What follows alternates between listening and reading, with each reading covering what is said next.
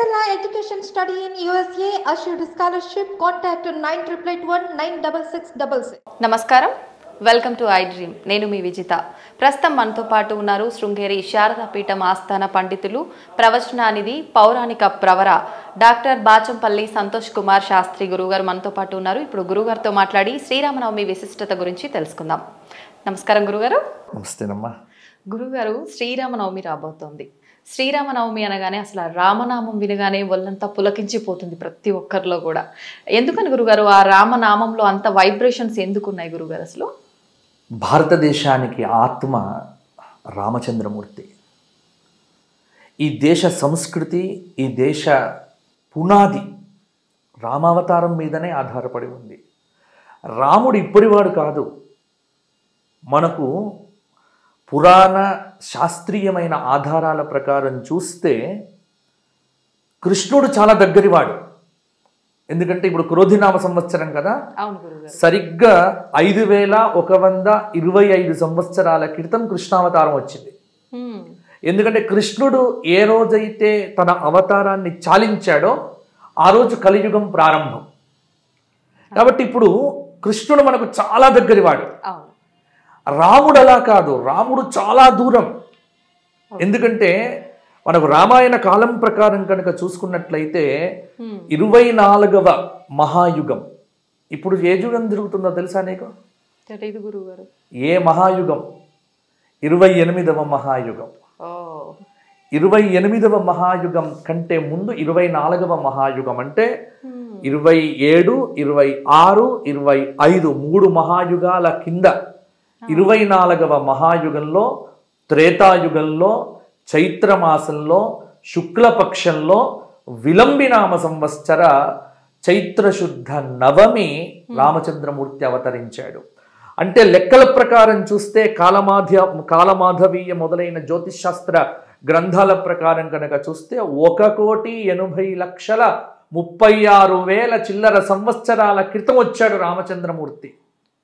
అంటే ఎంత ప్రాచీనమైనటువంటి స్వరూపం. కానీ ఈ రోజుకు ఇప్పుడు నన్ను ప్రశ్న వేస్తున్నావు అంటే నువ్వు ఈ రోజుకు రామావతారము, రామ సంస్కృతి, అందులో ఈ సంవత్సరం మరచిపోని సంవత్సరం, మరపు రాని సంవత్సరం. నీకైనా, నాకైనా, టీవీ చూస్తున్న మన ఐ డ్రీమ్ ప్రేక్షకులకైనా అందరికీ జీవితంలో గుర్తుండిపోవాల్సిన సంవత్సరం. ఎందుకంటే మన తరం రాముడిని అయోధ్యలో ప్రత్యక్షంగా చూస్తోంది. ఇది మనం చాలా గొప్ప అదృష్టవంతులం. మనకంటే ముందు తరం వాళ్ళు, మన తర్వాతి తరం కూడా ఈ భాగ్యం లేదు.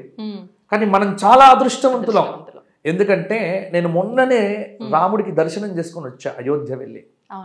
అయోధ్య వెళ్ళి రామ దర్శనం చేసుకున్న తర్వాత ఆ క్షణకాలం లోపల అడుగుపెట్టి రామచంద్రమూర్తిని చూసినప్పుడు నవనీత కోమల శ్యామల మధుర మంజుల సుందర వదనారవింద సౌందర్య దివ్య ఆకార స్ఫూర్తిమంతమైనటువంటి నవకోటి లావణ్య ప్రభా మండిత ఆ బాల శ్రీరామచంద్ర దివ్య ఆనంద స్వరూపాన్ని ఒక క్షణకాలం నేను చూడగానే నా కళ్ళ నుండి అప్రయత్నంగా ఆనంద భాష్పాలు రావటమే కాదు, ఆ క్షణంలో నాకు అనిపించిన భావం ఏమిటి అంటే, రామా ఇక ఇప్పుడు చచ్చిపోయినా పర్వాలే.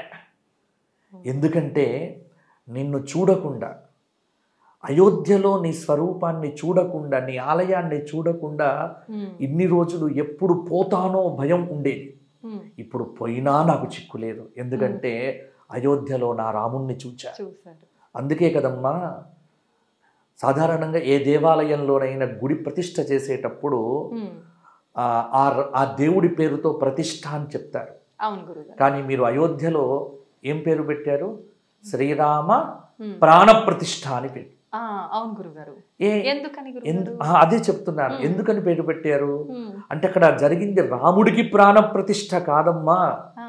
ఈ దేశంలో రామనామంతో బ్రతుకుతున్న 130 కోట్ల మందికి ఈ సంవత్సరం ప్రాణప్రతిష్ఠ జరిగింది. కాబట్టి అది శ్రీరామ ప్రాణప్రతిష్ఠ కాదు, భారతీయ ప్రాణప్రతిష్ఠ, భారతీయ సంస్కృతి ప్రాణప్రతిష్ఠ, భారతీయ ఆత్మ ప్రాణ ప్రతిష్ట, భారతీయ చైతన్య ప్రతిష్ట, భారతీయులకు మూలమైనటువంటి ప్రతిష్ట. కాబట్టి మీరు అయోధ్యలో రాముడి యొక్క విగ్రహాన్ని మాత్రం చూడకండి. అది మన ఉనికి, మన ప్రాణం, మన జీవం, మన సంస్కృతి, మనకు సర్వము రాముడేనమ్మా. కాబట్టి వాల్మీకి రామాయణం రాసేటప్పుడే చెప్పాడు, యావత్ స్థాస్యంతి గిరయః సరితశ్చ మహాతలే తావత్ రామాయణ కథ లోకేషు ప్రచరిష్యతి. ఈ భూమి మీద కొండలు, గుట్టలు, చెట్లు, నదులు, నదాలు ఎంతవరకు ఉంటాయో అంతవరకు రామకథ ఉంటుంది, రామనామం ఉంటుంది. రాముడు లేకపోతే నువ్వు లేవు, నేను లేను, ఈ సంస్కృతి లేదు, ఈ దేశం లేదు, ఈ ప్రపంచం లేదు, మానవ మర్యాద లేదు, అసలు మానవుడు అన్నదానికి ఆకృతే లేదు. ఈరోజు మానవులుగా పుట్టామన్నా, మానవ సంస్కృతిలో బతుకుతున్నామన్నా, భారతీయ ఉమ్మడి కుటుంబ వ్యవస్థలో అద్భుతంగా జీవిస్తున్నామన్నా, ఒక తల్లికి కొడుకుగా, ఒక అక్కకు సోదరుడిగా, ఒక అన్నకు తమ్ముడిగా, తమ్ముడికి అన్నయ్యగా, రాజుగా, మంత్రిగా, ఆప్తుడిగా, బాంధవుడిగా, దీనజనులందరినీ ఉద్ధరించేటువంటి దీనోద్ధారకుడిగా రాముడిని ఏ కోణంలో నీవు చూస్తే ఆ కోణంలో నీకు కనిపిస్తాడు, దర్శిస్తాడు. కాబట్టి ఇన్ని చెప్పిన తర్వాత ఇక నీ ప్రశ్నకు సమాధానం దొరికిందనుకుంటా. కాబట్టి రాముడు లేకపోతే భారతదేశం లేదు. అందుకే కంచర్ల గోపన్న రాసినాడు, మనకు చాలామంది దేవుళ్ళు ఉన్నారమ్మా, కానీ రాముని వంటి దేవుడు ఇంకొకడు లేడు. ఎందుకంటే కృష్ణుడు ఉన్నాడు, దేవుడే. కానీ కృష్ణుడు దేవుడు అన్నప్పుడు కొంత దూరంగా చూస్తాం, అమ్మో గురువు అన్నా దేవుడు అన్న కొంత. కానీ రాముడు ఆయన దేవుడిగా తనకు తాను చెప్పలే, తనకు తాను ప్రకటించుకున్నాడేమని, ఆత్మానం మానుషం మన్యే రామం దశరథాత్మజం. ఎవ్వరడిగినా రామచంద్రమూర్తిని నేను మనుష్యుణ్ణి, నేను దశరథు కొడుకుని. కాబట్టి ఇక్కడ చెప్పమ్మా, ఒక మనిషికి ఎంత శక్తి ఉందో దేవుడి కంటే కూడా శక్తిమంతుడమ్మా మనుష్యుడు. మానవుడిలో ఉన్న నిద్రాణమైనటువంటి శక్తిని, యుక్తిని, భక్తిని, తత్వాన్ని ఈ జగత్తుకు అందింపచేసి సర్వశక్తులను కూడగట్టుకొని ప్రకృతితో సహజీవనం చేస్తూ, ప్రకృతిని కాపాడుతూ, పంచభూతాలను కాపాడుతూ, ఈ సమస్త లోకాన్ని ధర్మమయంగా భావిస్తూ, ఆచరిస్తూ, ధర్మాన్ని ప్రబోధిస్తూ, ధర్మాన్ని ఆచరిస్తూ ఏ మానవుడైతే జీవిస్తాడో ఆ మానవుడే రాముడవుతాడు, ఆ మానవుడే మాధవుడవుతాడు. కాబట్టి మానవుడు మాధవుడు కావటం ఎలా అంటే, ముందు మానవుడు రాముడు కావాలి, రాముడు మాధవుడు కావాలి, మాధవుడు భగవంతుడు. కాబట్టి మానవుడికి మాధవుడికి మధ్య ఉన్నటువంటి వ్యత్యాసాన్ని పోగొట్టి నువ్వు రాముడిలాగా బ్రతుకు, నువ్వు మాధవుడి అవుతావు. కాబట్టి బ్రతుకులో గొప్పదనాన్ని, ముఖ్యంగా చాలా మంది ఏం చేస్తారంటే రాముణ్ణి ఎందుకు ఆదర్శంగా తీసుకోవాలి అంటే, ఇప్పుడు సుఖాలు ఉన్నప్పుడు ప్రతివాడు నీతి వాక్యాలు చెప్తాడు, ధర్మం గురించి చెప్తాడు. తర్వాత ప్రతివాడు ఏసీ కింద కూర్చొని భక్తిని, ధర్మాన్ని చెప్పటం పెద్ద గొప్ప విషయం కాదు. ధర్మాన్ని చెప్పడం కంటే ధర్మాన్ని ఆచరించడం చాలా ముఖ్యమైనటువంటిది. అందుకే కృష్ణుడికి రాముడికి తేడా ఏంటి అంటే, రాముడు ఆచరించి చూపాడు, కృష్ణుడు చెప్పి చూపాడు. అందుకే పెద్దలు అనాదిగా మా తాతగారు చెప్తూ ఉండేవారు, ఏమిటి అంటే, రాముడు చేసింది చెయ్యండిరా, కృష్ణుడు చెప్పింది వినండిరా. కృష్ణుడు చేసింది చెయ్యకూడదు, కృష్ణుడు చేసింది చేసామంటే ఇంకేమైనా ఉందా? ఎందుకంటే ఎక్కడ పుట్టకూడదు అక్కడ పుట్టాడు మహానుభావుడు, జైలు పుట్టాడు, తరువాత పాములతో ఆడుకున్నాడు, ఆ పూతనను 10 రోజులకే లేపేశాడు. కాబట్టి ఆయన చేసినవన్నీ కూడా మానవాతీతమైన పనులు. కానీ రాముడి జీవితంలో ఎక్కడ మానవాతీతమైన పని లేదు. కృషితో నాస్తి దుర్భిక్షం, కృషి చేస్తే మనుషుడు ఋషి అవుతాడు అన్న దానికి 14 ఏళ్ళు కష్టపడ్డాడు. అంటే ఎంతటి విపత్కరమైన పరిస్థితులు వచ్చినా నీవు నమ్మిన ధర్మాన్ని విడిచిపెట్టకుండా బ్రతికితే అది రామతత్వం. అందుకే రాముడు మనకు ఆదర్శ స్వరూపుడు. కాబట్టి మానవుడు రాముడినే అనుసరించాలి, రామనామమే చెయ్యాలి, రాముడు జీవితాన్నే ఆదర్శంగా తీసుకోవాలి. రాముడు లేకపోతే ఈ జగత్తు లేదు, రామనామం లేకపోతే మనం ఎవ్వరం కూడా లేము. కాబట్టి ఉన్నదే రాముడు. రాముడిగా బతకాలి, రాముడిలో కలవాలి, రామనామంతో మనందరం మోక్షం పొందాలి. ఎంత అసలు అద్భుతంగా వివరించారు గురుగారు. అంత కళ్ళకు కట్టినట్టు మేము చూస్తున్నాము, వింటున్నామని కాకుండా మైమర్చిపోతున్నట్టుగా ఉంది గురుగారు మీ మాటలు. సంతోషం అమ్మా. గురుగారు, శ్రీరామనవమి రోజు మామూలుగా పెద్దవాళ్ళు చెప్తుంటారు శ్రీరాముడు జన్మించిన రోజు అది అని చెప్పి. అయితే జన్మించిన రోజు కళ్యాణం చేయకూడదు అని కూడా ఇంకొక మాట ఉంటుంది గురుగారు. మరి మనం చూస్తే శ్రీరామనవమి రోజే సీతారాముల వారికి కళ్యాణం చేస్తూ ఉంటాం వైభవంగా, ఎందుకని గురుగారు? చాలా మంచి ప్రశ్న వేసావమ్మా విజిత. రామనవమికి కళ్యాణం ఎందుకు? ఎందుకంటే రాముడిది బర్త్డే. అవును గురుగారు. మనం ఏం చేస్తున్నాం? మ్యారేజ్ చేస్తున్నాం. అసలు బర్త్డే నాడు పెళ్లి చేస్తారు ఎవరైనా? చేయకూడదు అంటారు కదా. చేయకూడదు. మరి ఎందుకు చేస్తున్నాం? అదే కదా రహస్యం. ఓకే, ఏంటి గురుగారు ఆ రహస్యం తెలుసుకోవాలి అంటే ఏమీ లేదమ్మా.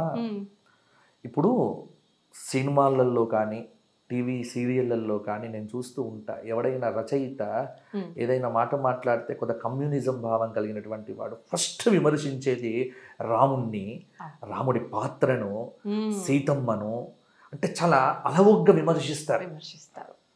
కానీ అసలు రామాయణం చదివితే మీకు అర్థమవుతుంది, రామాయణంలో ఎక్కడ కూడా రాముడి విషయంలో అధర్మం అనేది లేదు. రాముడి మీద క్వశ్చన్ వేసేటువంటి వాడు. అందుకే నేను చెప్తున్నా, మీరు రాముడికి సంబంధించి ఈరోజు ఒకప్పుడు ఒకడు రాముడి గురించి అవాకులు చెవాకులు పేలాడు. నేను అనుకున్నాను రాముడి గురించి మనమేదో గతి తప్పి దారి తప్పి మాట్లాడితే మనం శిక్షించాల్సిన పనిలే. నేచర్ ఆల్వేస్ దేర్, చూస్తోంది, ప్రకృతి చూస్తోంది. రాముణ్ణి గురించి నీవు తిట్టినా, రాముడి గురించి నీవు నీచంగా మాట్లాడినా, రాముడి గురించి ఏమాత్రం తక్కువ చేసి మాట్లాడినా నువ్వు కాదు, మనుషులు కాదు, ముందు ప్రకృతి ఒప్పుకోదు, ప్రకృతి నిన్ను లేపేస్తుంది. కాబట్టి జాగ్రత్త పడాలి. రాముడు అంటే ప్రకృతి స్వరూపుడు. ఎందుకంటే రాముడు పుట్టింది చైత్రశుద్ధ నవమి. అక్కడ రామాయణంలో వర్ణిస్తారు, గ్రహేషు కర్కటే లగ్నే వాక్పతౌ ఇందునా సహ ప్రోద్యమానం జగన్నాథం సర్వలోక నమస్కృతం తతశ్చద్వాదశే మాసే చైత్రే నవమికే తిథౌ. చైత్రమాసంలో శుక్లపక్షంలో నవమి తిథి రోజున మధ్యాహ్న సమయంలో కర్కాటక లగ్నంలో వాక్పతి బృహస్పతి చంద్రుడితో కలిసి కేంద్రంలో ఉండగా, అద్భుతమైనటువంటి సమయంలో 5 గ్రహములు ఉచ్చలో ఉండగా, అఖిలాండకోటి బ్రహ్మాండ నాయకుడు, ఆదిమధ్యంత రహితుడు, అప్రమేయ అనంత కళ్యాణ గుణ సంపన్నుడైన ఆ పరంధాముడు పరమేశ్వరుడు ఆ దశరథ నందనుడిగా కౌసల్యాదేవి యొక్క గర్భమునందు దేవగరుడ గంధర్వ కిన్నర కింపురుషాది మాననీయ మహత్తర మహర్షులు వశిష్ఠ వామదేవ జాబాలి కాత్యాయన మార్కండేయ సనక సనందన సనత్కుమార సనత్సుజాతాది దేవర్షులు బ్రహ్మర్షులు ఆ పరంధాముడి యొక్క వైభవాన్ని కీర్తిస్తూ సేవిస్తూ అర్చిస్తూ ధ్యానిస్తూ తమ హృదయ పుండరీకములయందో భావన చేస్తూ ఉండగా, ఆ పరంధాముడు పరమేశ్వరుడు నిర్గుణ నిర్వికార పరబ్రహ్మ సగుణ సాకార సుందర స్వరూపంతో ఈ లోకములన్నింటినీ పరమపావనం చెయ్యటానికి చైత్రశుద్ధ నవమి రోజు పునర్వసు నక్షత్రంలో మధ్యాహ్నం నాడు అవతరించాడు. అయితే రాముడు పుట్టింది రామనవమి, కానీ రాముడికి అనాదిగా ఇక్కడ కళ్యాణం చేస్తూ వస్తున్నాం. రాముడు పుట్టింది ఉత్తర భారతదేశంలో, కానీ ఉత్తర భారతం కంటే రాముడిని ప్రేమించేవారు దక్షిణ భారతంలో ఎక్కువ. అవును గురువుగారు, చాలా మంది ఇష్టపడతారు. పేర్లు కూడా ఇక్కడే పెడతారు, సీతారామయ్య, దశరథ రామయ్య, సీతాపతి, ఇంట్లో మనిషిని.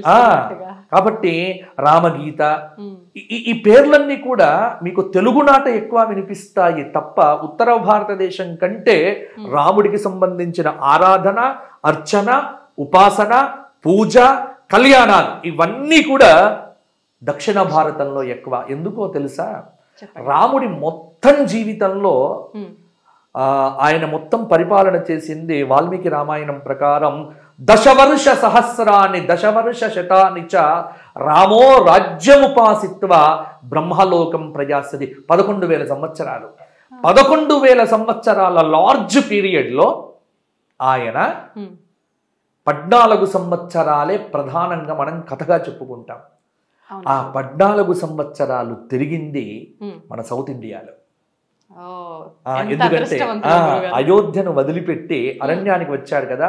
దండకారణ్యం అంటే మనదేనమ్మా. మహారాష్ట్ర నుంచి ప్రారంభమై మహారాష్ట్ర, ఛత్తీస్గఢ్, భద్రాచలం. అందుకే సీతమ్మ వారిని అపహరించిన తర్వాత గోదావరి నది ప్రవహిస్తూ ఉంటే గోదావరిని అడుగుతాడు, వందే గోదావరి నది, అమ్మా గోదావరి నీవేమైనా నా భార్యను చూచావా అని. కాబట్టి రాముడు తిరిగిన ప్రదేశం, రాముడు నడయాడిన భూమి, రాముడు స్నానం చేసిన నది గోదావరి నది. అందుకే భద్రాచలం అంటే మనకు ప్రాణం. భద్రాచలంలో చూపిస్తూ ఉంటారు రామయ్య తిరిగాడు అని. మీరు మంత్రాలయంలో స్వామివారి యొక్క బృందావనం చూస్తారు, రాఘవేంద్ర స్వామి వారిది. రాఘవేంద్ర స్వామి వారి యొక్క బృందావనం పైన ఉన్న శిల ఉంది కదమ్మా, అది ఎక్కడదో తెలుసా? ఆయన సమాధి కావటం కంటే ముందు చెప్పారు, పలానా ఆదోని కొండలో ఉత్తరం వైపు మీరు నడుచుకుంటూ వెళ్తూ ఉంటే ఒక పెద్ద శిల ఉంటుంది, అది తెచ్చి పెట్టండి అని. శిష్యులు అడిగారు, ఎందుకు ఆ శిలనే మీకు కావాలి అంటే, రాముడు ఈ ప్రాంతానికి వచ్చినప్పుడు సీతమ్మతో కలిసి ఆ రాయి మీద కొంతసేపు కూర్చున్నాడు అని చెప్తారు. ఇది రాఘవేంద్ర స్వామి వారు మహానుభావులు కాబట్టి, ఆయన దివ్యస్వరూపులు కాబట్టి చెప్పగలిగారు. కాబట్టి రాముడు కూర్చున్న శిల ఇప్పుడు మీరు మంత్రాలయంలో బృందావనంలో చూస్తున్నది. కాబట్టి రాముడు ఇక్కడ తిరిగాడు. కాబట్టి రాముడు అంటే మనకు ప్రాణం. ఇక్కడ కళ్యాణం ఎందుకు చేస్తాము అంటే అసలైన విషయంకి వస్తున్న నేను. కళ్యాణం చేయడంలో తాత్పర్యం ఏమిటి అంటే, రాముడు సీతమ్మను విడిచిపెట్టాడు, విమర్శలు ఇవే కదమ్మా. సీరియళ్లలోనైనా సినిమాలలోనైనా ఆధునికులైన కమ్యూనిస్టులైన దుర్మార్గులైన దుష్టులైన నీచులైన నికృష్టులైన దౌర్భాగ్యులైన వారు రామాయణం మీద ఎటువంటి ప్రశ్నలే వేస్తారు. రాముణ్ణి నమ్మాలి, కానీ రాముడి మీద ప్రశ్న వేయకూడదు. ప్రశ్న అంటే జిజ్ఞాసపూర్వకంగా వేరు. తెలుసుకోవాలని, ఇప్పుడు నువ్వు తెలుసుకోవాలని అడుగుతున్నావు, తప్పులే. కానీ దుర్మార్గంగా రాముడి మీద నింద వేయాలని ఎప్పుడు కూడా మనం చూడకూడదు. అలా రాముడి మీద చాలా మంది అలా ప్రశ్న వేస్తూ ఉంటారు. రాముడు సీతమ్మను విడిచిపెట్టాడు. అసలు సీతమ్మను ఎప్పుడు రామచంద్రమూర్తి విడిచిపెట్టలే. సీతారాముల దాంపత్యమే ఈ లోకానికి ఆదర్శవంతమైన దాంపత్యము. ఎందుకోసమో చెప్తున్నాను విను. అసలు రాముడు నవమి రోజు పుట్టినాడు కదా. వాల్మీకి రామాయణం ప్రకారం కళ్యాణం ఎక్కడ జరిగింది అంటే, ఉత్తర ఫల్గుని నక్షత్రంలో కళ్యాణం జరిగింది. ఫల్గున్యాం ఉత్తరే దివసే అని చెప్పినారు. ఉత్తర ఫల్గుని నక్షత్రంలో సీతారామ కళ్యాణం జరిగినట్టుగా బాలకాండ చెప్తోంది. మరి ఇప్పుడు పునర్వసు నక్షత్రంలో రామనవమి నాడు ఎందుకు చేస్తున్నారు అంటే, దీనికి ఒక గొప్ప విశేషం ఏంటంటే, అస్మత్ గురుదేవులు పౌరాణిక సార్వభౌములు మల్లాది చంద్రశేఖర శాస్త్రి గారు కూడా చెప్పినారు. ఏమని అంటే, చాలా పరిశోధన చేసి సీతను కానీ రాముణ్ణి కానీ ఒంటరిగా పూజించకూడదు. రాముడి పూజ చెయ్యాలి అంటే పక్కన సీతమ్మ ఉండాలి, పక్కన సీతమ్మను పెట్టాలి అంటే రాముడు ఉండాలి. కాబట్టి సీత లేని రాముణ్ణి పూజించినా, రాముడు లేని సీతను పూజించినా ఆ పూజ చెల్లదు. ఎందుకు అంటే అవతారము యొక్క పరమార్థమే అది. అందుకే ఇక్కడ సీతమ్మను ఇప్పుడు రాముడి పుట్టినరోజు నాడు మనం పూజ చెయ్యాలి అంటే బాలరాముడికి పూజ చేసే సంప్రదాయం లేదు. ఎందుకంటే రాముడు ఒక్కడిగా పూజ చెయ్యకూడదు. అసలు ప్రపంచంలో నువ్వు ఎప్పుడైనా రాముడు సీత వేరు విగ్రహాలు చూసావా? ఎక్కడైనా లేదు. రాముడు ఎక్కడ ఉంటే సీతమ్మ పక్కన ఉంటుంది. మొదటిసారిగా మనం అయోధ్యలో చూస్తున్నాం ఒక్క బాలరాముడు అని. అది అయోధ్యకు మాత్రమే ప్రత్యేకం. ఇంకా అయోధ్యలో తప్ప ప్రపంచంలో ఎక్కడ ఉండదు. ఎందుకంటే అయోధ్యలో పుట్టాడు కాబట్టి బాలరాముడి విగ్రహం పెట్టారు. కానీ ఇక ప్రపంచంలో ఎక్కడ రామాలయం కట్టినా పక్కన సీతమ్మ ఉండాలి, పక్కన లక్ష్మణుడు ఉండాలి, పక్కన ఆంజనేయ స్వామి ఉంటేనే మనకు. అందులో భద్రాచలంలోనైతే ఆ రామచంద్రమూర్తి తొడ మీదే కూర్చుని పెట్టుకున్నాడు సీతమ్మ వారిని, వామాంక స్థిత అని అద్భుతంగా కీర్తిస్తూ. కాబట్టి సీతమ్మను రాముడితో కలిపి పూజించాలి. కాబట్టి కలపాలంటే మొదలు ఏం చెయ్యాలి? కళ్యాణం చెయ్యాలి.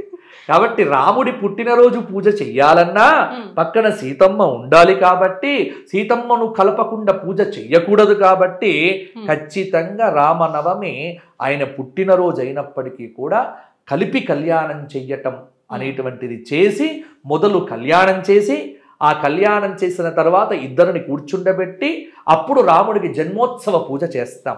కాబట్టి సీతారాములను కలిపి పూజించే సంప్రదాయం.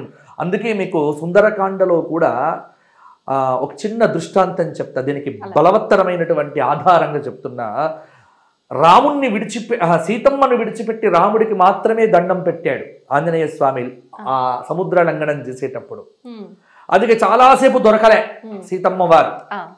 చాలా వెతికి వెతికి వెతికి ఆయన ఇంకా అప్పుడు ఆయనకు బుద్ధిమంతుడు కదా హనుమంతుడు, అప్పుడు ఆయనకు ఆలోచన కలిగింది. వెంటనే అనుకున్నట్ట, అమ్మో సీతమ్మను లేకుండా రాముడికి మాత్రమే నమస్కారం చేశా అని గ్రహించిన హనుమంతుడు నమోస్తు రామాయ సలక్ష్మణాయ దేవ్యై చ తస్యై జనకాత్మజాయై నమోస్తు రుద్రేంద్ర యమానిలేభ్యః నమోస్తు చంద్రార్కమరుద్గణేభ్యః. సీతమ్మతో కలిసిన రామచంద్రమూర్తికి నమస్కారము అని ఎప్పుడైతే మతిమంతుడు బుద్ధిమంతుడు హనుమంతుడు జగన్మాత భూజాత సకల సద్గుణోపేత సీతామాతను కూడా స్మరించి రామచంద్రమూర్తి యొక్క పాదాబ్జములను తన హృత్పుండరీకమునందు ధ్యానించినాడో కళ్ళు తెరిస్తే అప్పటిదాకా వెతకని అశోకవనం కనిపించింది. ఇది మనం హనుమంతుడి యొక్క జీవితంలో దృష్టాంతం. కాబట్టి సీతారాములను కలిపి పూజించాలి. కలిపి పూజించే సంప్రదాయం అనేటువంటిది పెద్దలు పెట్టారు. కాబట్టే నాటి నుంచి నేటి వరకు కూడా రామనవమి రాముడి పుట్టినరోజు అయినప్పటికీ కూడా ఇద్దరిని కలిపి పూజించే సంప్రదాయం అనేది పెద్దలు ఏర్పాటు చేసినారు. కాబట్టి ఇద్దరికి కళ్యాణం చేసి, ఇది కేవలం రామావతారానికి మాత్రమే ఉంది, ఇది శివావతారానికి మాత్రమే. పుట్టినరోజు నాడు కళ్యాణం చేసే సంప్రదాయం దేవతామూర్తుల్లో ఇద్దరికే ఉంది. ఒకరు పార్వతీ పరమేశ్వరులు. శివరాత్రి నాడు ఆయన ఎప్పుడు పుడతాడు? అర్ధరాత్రి పుడతాడు కదా శివలింగ రూపంలో. పుట్టగానే శ్రీశైలంలో కళ్యాణం చేస్తారు. ఎందుకంటే శంకరుడికి భార్య లేకుంటే కష్టం. అలాగే రాముడికి భార్య పక్కన పెట్టకపోతే కష్టం. కృష్ణుడికి ఈ నియమాలు ఇవేవీ లేవు. ఆయనకు ఏ భార్యను పెట్టాలో మనకు కష్టం.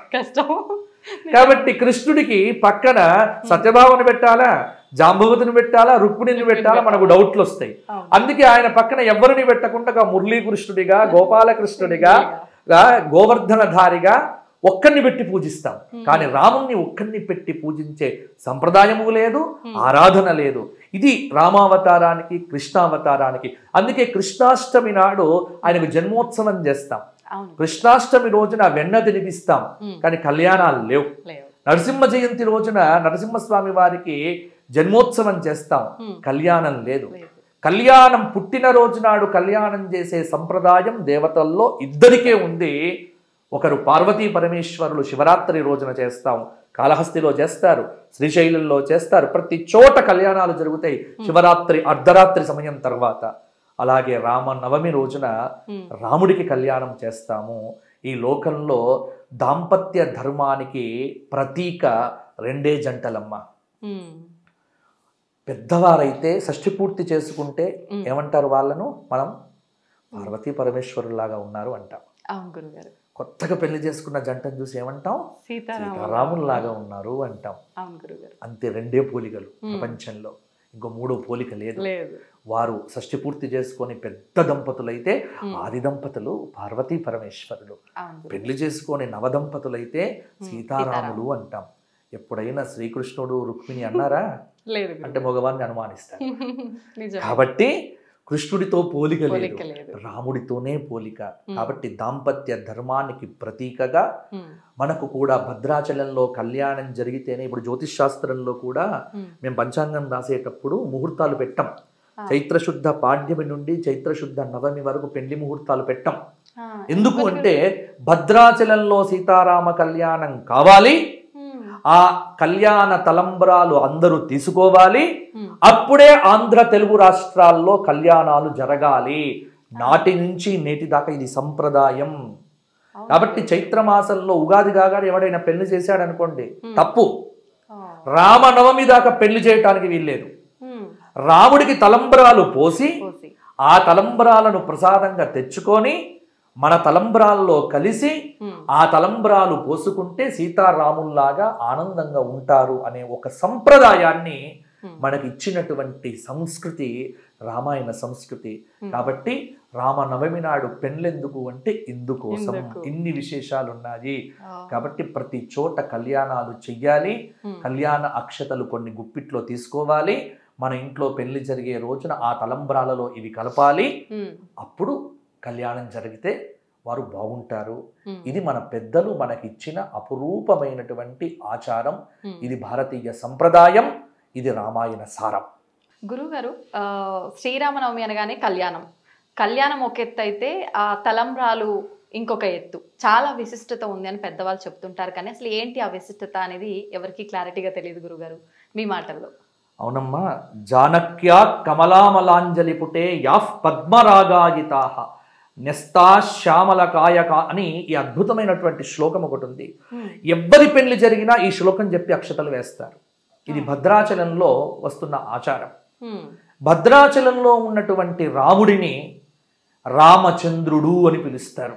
చల్లని వాడు, చెది ఆహ్లాదే. తరతరాలుగా భద్రాచలంలో ఆయన శంఖచక్రములతో వచ్చినప్పటికీ కూడా ఆయన నారాయణుడే, సందేహం ఏం లేదు. నారాయణుడే రాముడు, దానిలో ఎవ్వరికీ సందేహం లేదు. కానీ ఈ అవతారం యొక్క ప్రత్యేకత ఏమిటి అంటే నారాయణుడు రాముడిగా వచ్చాడు.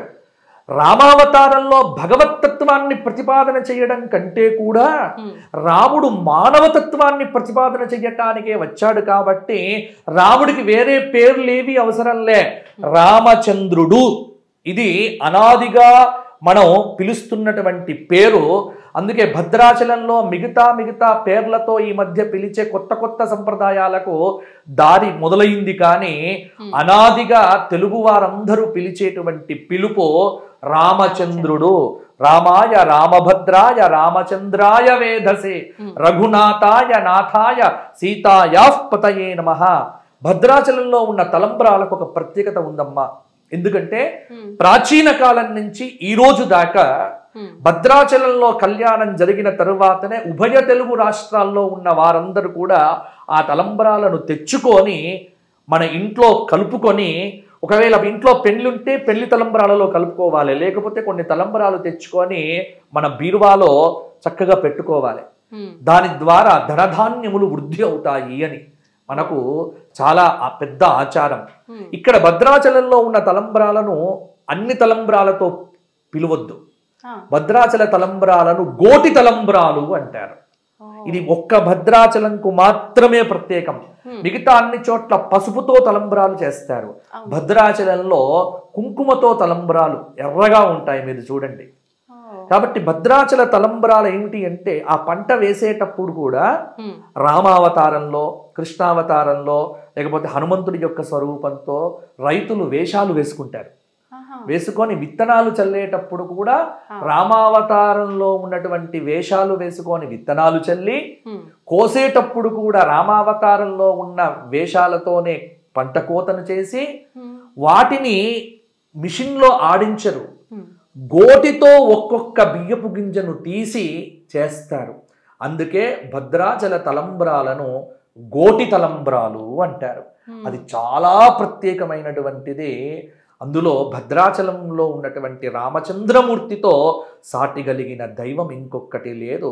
బండన భీముడు ఆర్తజన బాంధవుడు ఉజ్వల బాణతూన కోదండ కల ప్రచండ భుజతాండవ కీర్తికి రామమూర్తికిన్న రెండవ సాటి దైవమిక లేడనుచున్న గడకట్టి భేరిక డాండడ డాండ డాండ నినదంబులు అజాండము నిండ మత్త వేదండము నెక్కి చాటెదను భద్రగిరి దాశరథి కరుణాపయోనిధి. ఎంత అద్భుతంగా చెప్పాడమ్మా అద్భుతంగా ఉంది గురుగారు. కంచర్ల గోపన్న. రాముని వంటి దైవం ఇంకొకటి లేదు లేదు లేదు. ఎందుకంటే మనందరికీ ఆదర్శం ఆయనే. కాబట్టి ఈ కళ్యాణానికి రాముడి తలంబ్రాలు తెచ్చుకోండి. మీ వీధుల్లో జరిగిన, మీ గుళ్ళల్లో జరిగిన, మీ ప్రాంతంలో జరిగిన భద్రాచల కళ్యాణంగానే భావన చేస్తూ ఆ తలంబ్రాలను తెచ్చుకొని మీ శిరస్సు మీద వేసుకొని, కొన్ని తలంబ్రాలు మీ ఇంట్లో పెట్టుకొని, ఏదైనా ముఖ్యమైన పనుల మీద బయటికి వెళ్ళినప్పుడు ఆ 2 గింజలు తీసి శిరస్సు మీద పెట్టుకొని రామనామ స్మరణ చేసి బయటికి వెళ్తే రామజయం, శ్రీరామ కార్య జయం కలుగుతుంది. రామనామం పట్టుకొని ఆంజనేయ స్వామి 100 యోజనాలు లంఘించి కార్యసిద్ధిని పొందాడు. రామనామంతో, రాముడి తలంబ్రాలతో చక్కగా మనకు కూడా విజయాలు కలుగుతాయి. విజయాలను కలిగించే తలంబ్రాలే సీతారామ కళ్యాణ తలంబ్రాలు. అందుకే ఆ తలంబ్రాలకు అంత ప్రాధాన్యం ఉంది. నిజంగా మీరు అన్నారు కంచర్ల గోపన్న గారు ఎంత చక్కగా సెలవిచ్చారు తల్లి అని చెప్పి. వారు చెప్పారు అని వినటమే గాని మేము మీ మాటల్లో వింటుంటే అసలు ఎంత అద్భుతంగా మైమరిచిపోతున్నాం గురుగారు. అసలు అట్లా వింటూనే ఉండాలనిపిస్తోంది. కాబట్టి భద్రాచల రామచంద్రమూర్తిని దర్శించండి, అయోధ్యలో ఉన్న బాలరాముడిని దర్శించుకోండి. ఈ సంవత్సరం అందరూ వైభవంగా చేయండి మీ మీ ప్రాంతాల్లో కళ్యాణాలు. కళ్యాణం అంటే ప్రతి చోట హనుమాన్ చాలీసా పారాయణములు చేస్తూ మీ ఇంటి మీద రామ ధ్వజాలు ఎగరవేయండి. ఈ సంవత్సరం క్రోధినామ సంవత్సరం కాదు, శ్రీరామ కళ్యాణ సంవత్సరం అని భావన చేయండి. తప్పకుండా గురుగారు, చాలా మంచి విషయాలు తెలియజేస్తారు గురుగారు. ధన్యవాదాలు. జై శ్రీరామ్. జై శ్రీరామ్.